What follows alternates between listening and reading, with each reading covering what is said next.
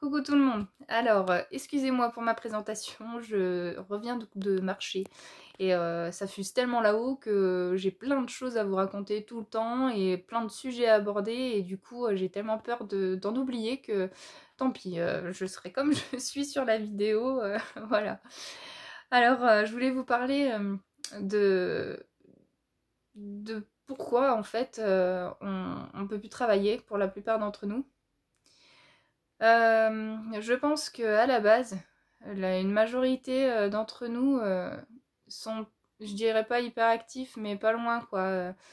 Euh, Moi j'aimais faire plein de choses, le cerveau s'arrête jamais, donc je voulais faire tout ce qui fusait dans mon cerveau. Et voilà, je travaillais en 12 heures, je travaillais de nuit, je m'occupais de ma fille. Je m'occupais de la nouvelle maison, de peindre tous les murs, de bricoler, etc. Bref, voilà, c'était la belle vie d'avant. Donc voilà. Mais voilà, maintenant, c'est compliqué pour nous de se dire ben, qu'on peut plus bosser. Ça, c'est clair.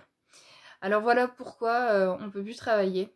Alors je vais parler déjà de tout ce qui est travail en équipe. Moi, j'ai toujours travaillé en équipe, hein. Ce qui est compliqué, c'est que avec notre pathologie, du coup, on est souvent en arrêt. Ça nous fait pas plaisir, hein, loin de là. Je pense que en plus, voilà, c'est ça, c'est que en plus pour nous qui sommes de base pas feignants du tout, je pense que justement on est tout le contraire et je pense que c'est encore pour, pour ça, c'est que ça nous touche autant. C'est que on n'est pas comme ça du tout, on n'est pas l'image que les gens ont d'une personne fibro, on est loin de là, on est presque l'extrémité quoi. Et, euh, et voilà, donc on est en arrêt, donc ça nous fait pas plaisir, on ne ment pas. Et justement, je pense que beaucoup culpabilisent d'être en arrêt, c'était forcément mon cas, de vouloir se justifier toujours de pourquoi ben, je travaille pas. Et ben, et ben voilà, au bout d'un moment, de toute façon, tu peux pas le cacher.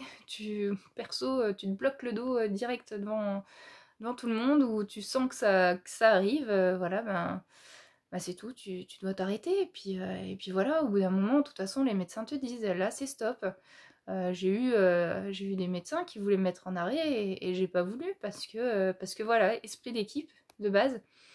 Mais à un moment, ben voilà, ton corps dit non et une fibro, ben ton corps dit souvent non et il te le répète encore, encore et encore. Alors que toi, tu te bats contre ça, donc tu essayes encore, encore et encore. Et voilà, en fait, tu finis par plus pouvoir bosser. Donc voilà, donc pour celles qui travaillent encore, franchement, je vous admire beaucoup et continuez comme ça. Je sais que de toute façon c'est bon pour le moral de pouvoir bosser, ça c'est sûr que c'est ce qu'il y a de mieux. Donc si vous pouvez encore, faites-le, profitez. Donc, donc l'esprit d'équipe, voilà, le travail en équipe. Donc tu es toujours en arrêt, donc forcément ça crée des tensions.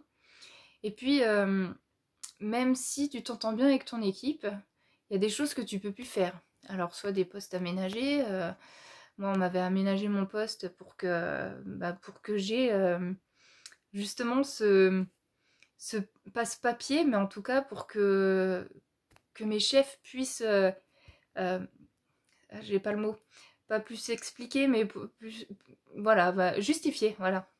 Pour que mes chefs puissent justifier que ben moi je fais pas ça ou moi je fais ça plutôt que d'autres, puisqu'il y en a qui peut-être derrière se plaignent. Pourquoi elle et pas moi, etc. Donc voilà, donc t'aménages ton poste. Donc ça veut dire qu'en fait, ben, ce que toi tu fais pas, tes collègues sont injustement obligés de le faire. Donc toi, ça te rajoute aussi une petite part de culpabilité. Et d'un côté, bah, de toute façon, au bout d'un moment, tu comprends que tu peux pas. De toute façon, tu ne peux pas le faire. Donc voilà. Mais tu culpabilises toujours. Donc c'est un peu injuste pour tes collègues. Et puis, bah, forcément, ça crée aussi des tensions. Voilà. Moi, je sais que gentiment, hein, elle m'appelait l'handicapée ou l'estropié. Mais moi-même, hein, je m'appelais comme ça. Hein, pas de souci. Mais voilà, c'est oh, moi je veux pas travailler avec l'estropié, tout ça, c'était pas méchant. Mais t'as toujours une petite part derrière où tu sais que ouais, ça embête les autres que tu sois comme ça. Mais croyez-moi, ça embête encore plus nous. Voilà, donc au niveau des équipes, c'est ça qui est compliqué. Voilà. Après, bon, le travail seul, c'est un peu démoralisant, hein, mais en même temps, si t'es seul chez toi, bah, de toute façon, que tu travailles ou pas, vaut peut-être mieux travailler, si tu peux. Voilà. On a tout ce qui est travail physique. Bon, bah, je pense que c'est assez exclu hein, pour notre pathologie. Moi, de toute façon, je ne pouvais plus porter. Et puis même des mouvements qui sont vraiment anodins peuvent te bloquer ou te faire aller au SAMU parce que ouais, parce que tu as une contracture qui fait que tu peux plus bouger. Donc voilà, travail physique, c'est fini. Hein. Moi, je sais que mon médecin m'a dit faites une croix sur la petite enfance. Bon, bah, je m'en doutais. Il m'a dit oui, excusez-moi, je vais peut-être être un peu dure, mais la petite enfance, je pense que c'est fini. J'ai dit, vous inquiétez pas, j'avais bien compris. J'ai justement compris ça, certainement tout le monde. Voilà. Ensuite, on a tout ce qui est travail de bureau. Voilà, bon, bah, la plupart des gens, et même je pense, alors j'ai pas encore vu les médecins pour la reconversion, mais je pense que la plupart des personnes, de votre entourage ou tout le monde, vont vous dire ça, bah, t'as qu'à faire un travail de bureau, être secrétaire ou je ne sais quoi. Alors j'ai fait l'expérience il y a quelques jours pour essayer d'améliorer un petit peu la chaîne YouTube, essayer de changer les titres, etc. Je suis pas restée 3 jours dessus, hein, même pas la journée du tout. Hein, je sais même pas si j'ai fait des quelques heures, mais en tout cas, bon déjà ça m'a pris la tête, mais complètement. J'étais exténuée une fois que j'avais réussi à le faire, j'étais contente. Mais alors, mais exténuée, mais coup de barre total. Hein. J'ai l'impression d'avoir fait ça pendant une semaine sans m'arrêter, quoi. Vraiment, ça m'a bouffé. Mais bon, voilà, maintenant c'est fait. Et, euh, et j'ai eu mal partout.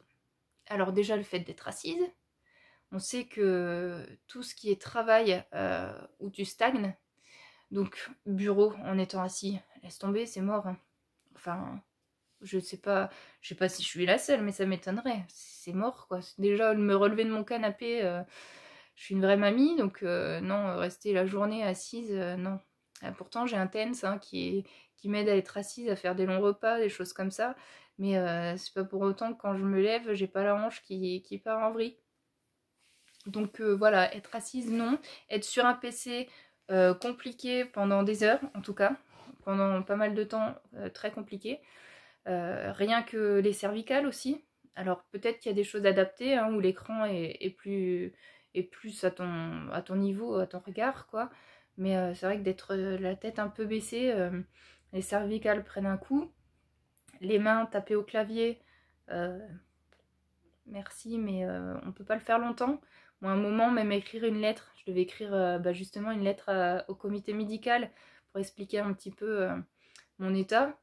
On voit que le début est bien écrit et après c'est écrit comme un médecin. Hein. Même moi, je sais pas si j'ai pu me relire. C'était trop compliqué d'écrire.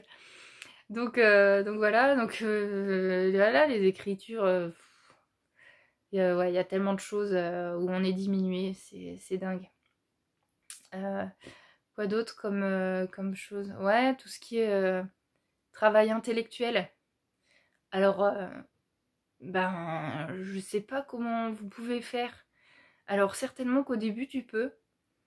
Alors, et est-ce que, voilà, moi je suis d'avis, mais ça c'est que mon avis, de me dire que les problèmes cognitifs qu'on a, ce qui est perte de mémoire, manque de concentration, tout ça, en tout cas c'est extrêmement accentué par les médicaments. Donc moi j'ai tout arrêté, je sens que ça va mieux quand même. Après je cherche parfois toujours mes mots. Et j'en sors d'autres qui sont pas du tout qui sont pas du tout liés, mais généralement ils s'écrivent un peu. Le début est généralement pareil. Voilà.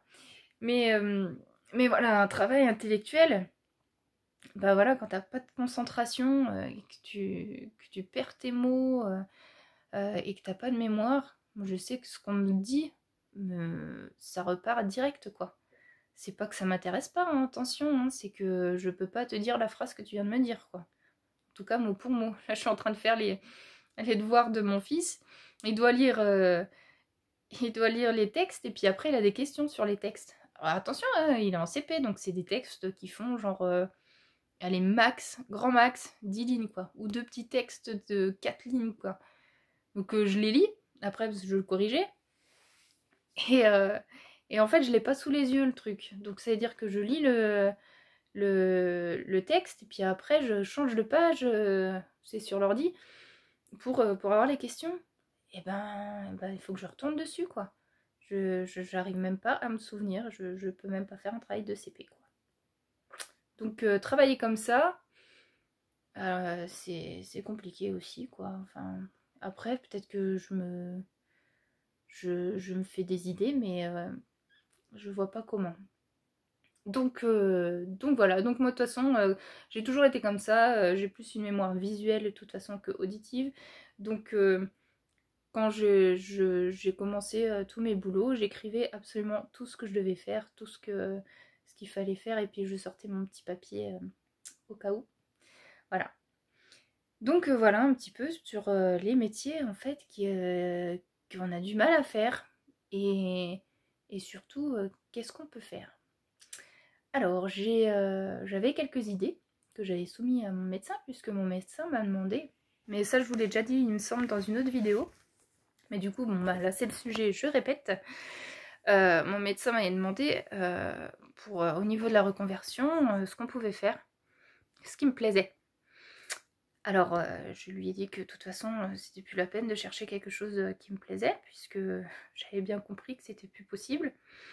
Mais il a insisté. Donc moi, je lui ai dit que tout ce qui était service à la personne, aide à la personne, voilà, c'est ce que j'aime. Je me sens utile quand je le fais. D'où mes vidéos, si elles peuvent vous aider, c'est autant pour vous, mais autant pour moi, parce que ben, j'ai l'impression de me rendre utile, surtout avec tous les messages que vous me donnez, que vous m'envoyez. Des histoires qui sont toutes plus difficiles les unes que les autres. Donc si je peux vous réconforter un petit peu, vraiment, ça me touche beaucoup. Donc voilà, l'aide à la personne. Bon bah il m'a dit que c'était compliqué, évidemment. Mais il m'a soumis une petite idée. Donc j'ai pas encore fait beaucoup de recherches là-dessus, parce que je suis pas encore dans le move, quoi. Bon, il m'a dit que c'était assez prisé comme métier, mais c'était animatrice en EHPAD. Alors pourquoi pas. Après je lui ai dit, je ne connais pas exactement le métier, et puis il m'a dit qu'il y aurait certainement des formations à faire, et que voilà, c'était très prisé. Donc après, est-ce que tu peux bosser, est-ce que tu trouves quelque chose, c'est pas gagné. Donc voilà, mais pourquoi pas. Pourquoi pas. Après, rester debout longtemps aussi, sans marcher, c'est compliqué. Voilà, tout ce qui est stagnation, quoi. Même, j'avais pensé, hein, vendeuse, tout ça, je l'ai déjà fait aussi. Je sais qu'on stagne, je sais qu'on range les choses. Non, c'est trop compliqué. Et puis la fatigue, je peux pas bosser toute une journée. Je m'excuse, c'est pas du tout ce que je souhaite, mais je peux pas. Je peux pas. Il faut vraiment... Et puis, il n'y a pas que ça, c'est aussi cette pression. Alors, c'est ridicule parce que c'est un peu, en fait, on est tous dans le même panier, quoi. Ceux qui bossent, qui ont des enfants, voilà, on a toujours ce petit stress à se dire, s'il arrive ça à mes enfants, je suis en train de bosser, je peux pas y aller. Voilà, enfin, le stress de tout le monde. Mais nous, je pense que c'est encore pire. En tout cas, pour moi, depuis que je bosse plus, j'ai plus cette pression constante au niveau des horaires. Alors si, il y a l'école, mais là je vais vous dire, hein, depuis le confinement, moi, le confinement pour moi ça a été top, quoi, parce que j'avais mes enfants, j'avais mon mari, pas d'horaire, et zen attitude, quoi. Franchement, zen attitude.